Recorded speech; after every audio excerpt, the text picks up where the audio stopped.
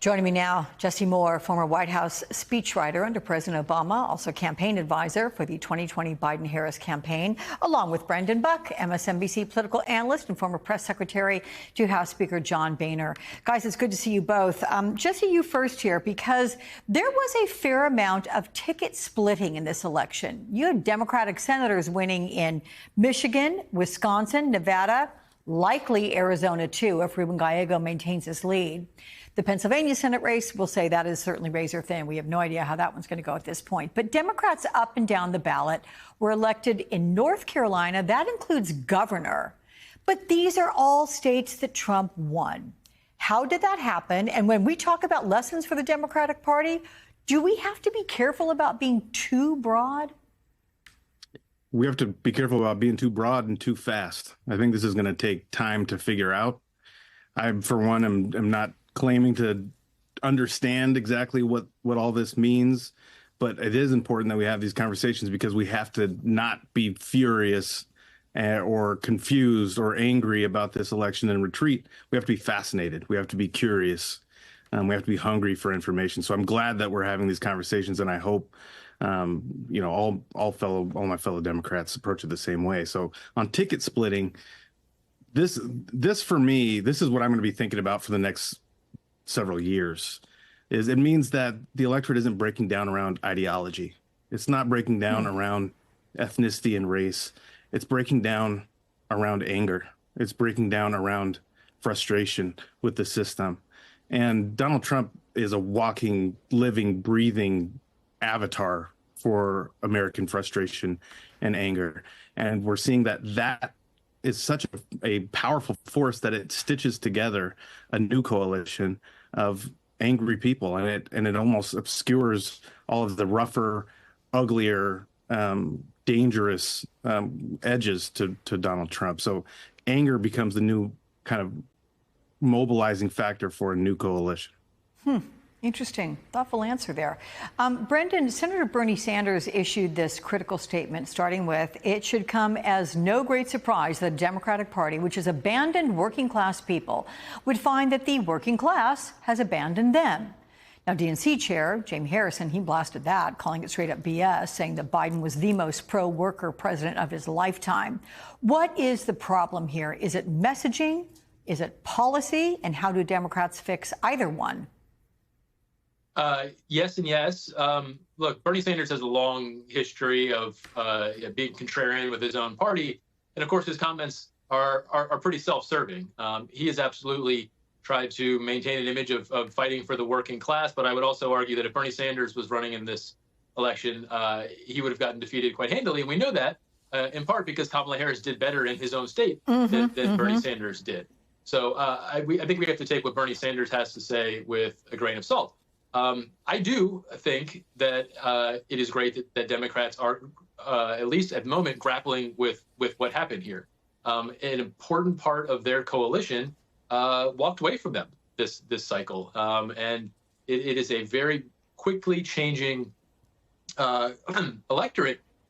And if they just pretend like this was all about racism or misogyny, and not to say there wasn't some of that, I'm sure. But if that's, if you're just angry about that and you don't explore what else is going on here, you're going to keep losing because there's a lot of other factors at play. There's no one thing that decided this election. I think if there is one big thing, it's probably just that the economy stunk for too long and people were upset about it. It can be that simple. But when you have people who've been voting for Democrats for years and years and years and all of a sudden decide you're no longer for them, that's earth shaking. And I don't think that it's necessarily permanent. I think the Republican Party is going to run into a lot of issues itself when it tries to be the working class party. I don't think it's going to be the party of unions when rubber hits the road. So there's still an opportunity, I think, for Democrats. They just need to accept that there's a lot going on here, and it's not just the simple answers. So since, Brendan, we're still waiting to see which party controls the House, even if Republicans maintain control, we have seen plenty of infighting in the past couple of years. So if Republicans win the House, is that going to continue? Or will it dissipate with their control of the White House and both chambers of Congress? Do you think Speaker Johnson's going to keep the gavel? Yeah, I think he'll keep the gavel. I was working for Paul Ryan in 2017 when Trump won, and they had a lot of friction, I guess, between the two of them. And when Trump won, all of that sort of faded away. Winning solves a lot of problems. So I think Mike Johnson won't have too much trouble keeping the gavel. It might make him sweat a little bit. And I do think that Donald Trump can be maybe the hammer for House Republicans, keep them all in line a little more than they were able to. I don't think too many want to cross him. That all said, this majority, as you just covered, is going to be tiny, and they're going to try to do some big things.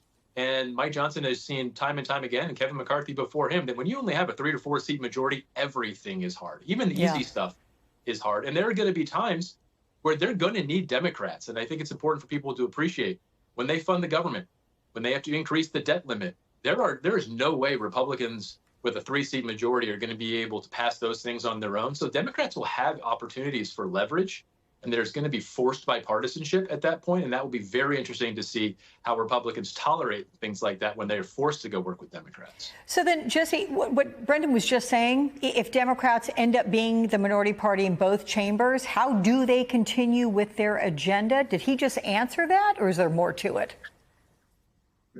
I mean, there's always more to it. It'll be a rough few years. And I say that as somebody who, I'm always hopeful for economic progress. I don't want to score points against a party or president that I'm not a part of just to make a point. So I hope the economy keeps recovering as it has. And it's worth pointing out, we see this pattern again and again of Republican presidents kind of sailing into the repaired economy of the Democrat that preceded them and taking credit for it. And that's just a problem with how election cycles work when you're trying to steer an economic ship that's that big. But what I'll say is that this is a time for Democrats to be listening to voters, not to be demonizing or excising entire selections of voters. There are some who love Trump for the worst of possible reasons, and there are others who just look past all of that because they are frustrated with the whole system. So a mistake, and I've heard David Axelrod explain it before, which is, Democrats were the party of working people, and at some point became the party for working people, and we show up like missionaries. We're here to help, but not in a way that's authentic and not in a way that people identify with. We have to first validate people's frustration and anger. We have to then get to work on the policies that have been proven to work again and again.